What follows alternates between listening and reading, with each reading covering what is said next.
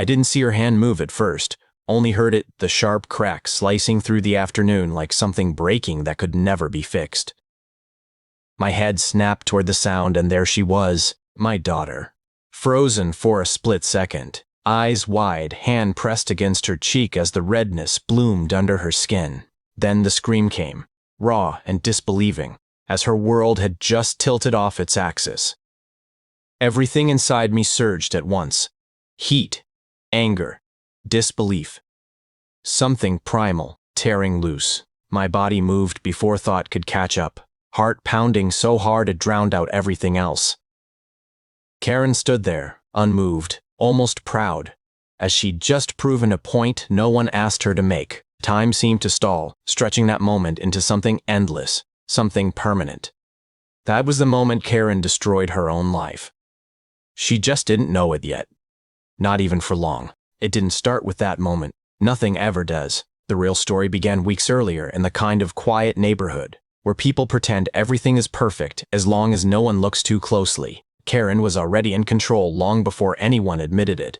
HOA president by title, but in reality, something closer to a self-appointed ruler. Every week, there was a new complaint: trash cans angled wrong, grass too long, kids too loud.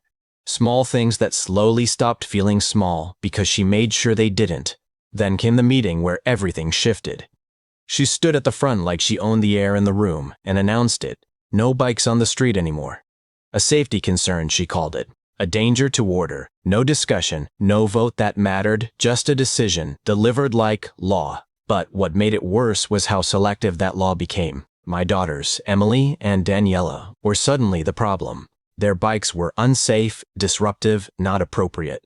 Yet Karen's own kids kept riding every evening, laughing through the same streets like nothing had changed. That's when I realized this wasn't about rules. This was personal. The days after that announcement felt heavier than they should have. It wasn't just the rule.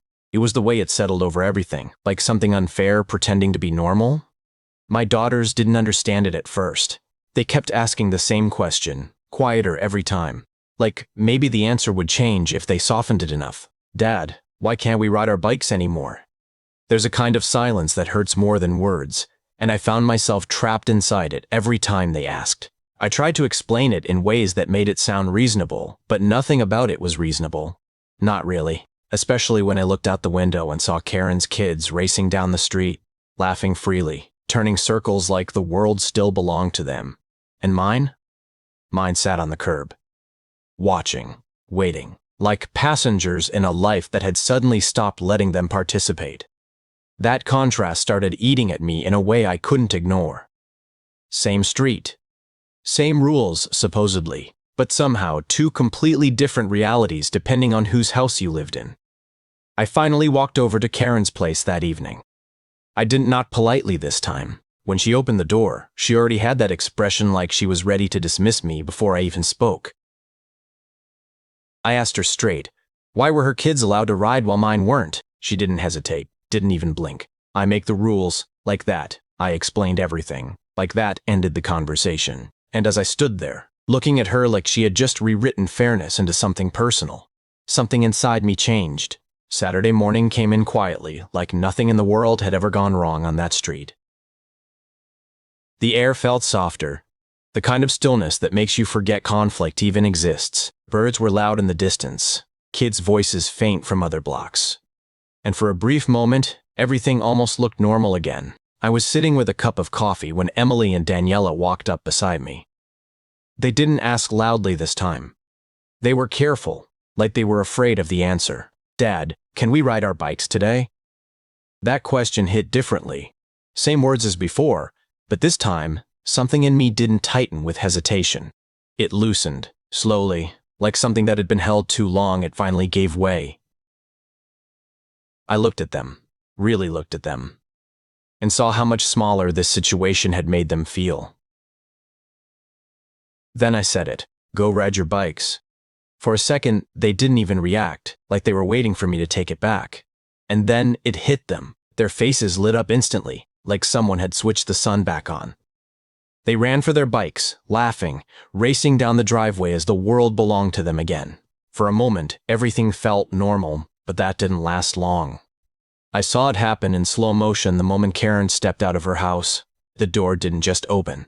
It slammed wide like she had been waiting for this exact moment all morning. Her eyes locked onto my daughter's instantly, and whatever calm had existed on that street snapped in half. "I told you," she shouted, her voice cutting through the air. "No bikes." Emily barely had time to react. She turned her handlebars slightly, trying to pull away, but Karen was already moving too fast. She rushed into the street like she owned it, like nothing could possibly stop her. My heart dropped before my body even caught up. Karen grabbed the bike. Hard. The metal screeched under her grip as Emily lost balance, her small hands slipping as the world tilted sideways. For a split second, everything froze like the entire neighborhood had been paused just to watch what would happen next. Then came the sound. A sharp slap, loud enough to echo off the houses. Emily's head snapped to the side. Her body went still, like something inside her had shut off before the pain even registered. Then the scream came broken, shocked, like she couldn't believe it was real. Something inside me detonated. I was running before I even realized I had moved. My coffee cup hit the ground somewhere behind me. Forgotten. Irrelevant. My only focus was the distance between me and her shrinking with every step. "Mitijudo!" I shouted, my voice cracking through the air. Karen didn't move. She didn't even look afraid. She just straightened up, brushing her hands like she had done something completely reasonable. "They needed discipline," she said coldly. "I warned you." My daughter was crying in the background, clutching her face, and all I could hear was the pulse in my ears drowning everything else out. That's when I knew. This wasn't just a neighbor dispute anymore. My hands were shaking as I pulled my phone out, but my voice came out steady, almost too steady. Like something inside me had already crossed a line I could never step back over again. "I need police at Maplewood Lane," I said. "Assault on a child, now." Karen heard every word, and for the first time, her expression flickered. Not fear, yet just irritation, like I had escalated something she believed she still controlled. She tried to talk over me immediately. "They're lying," she snapped, turning toward the empty street as if an audience would magically appear. "This is an HOA matter. These children are disobeying rules. I was just correcting behavior." But her voice didn't sound as strong as before. It sounded rehearsed. Forced. Within minutes, the sirens changed everything. The sound rolled down the street like a warning no one could ignore. One car, then another. The neighborhood doors started opening slowly. People stepping out like they could sense something irreversible was about to happen. I knelt beside my daughter first. Her voice was small but clear when the officer asked her what had happened. "She slapped me," she said.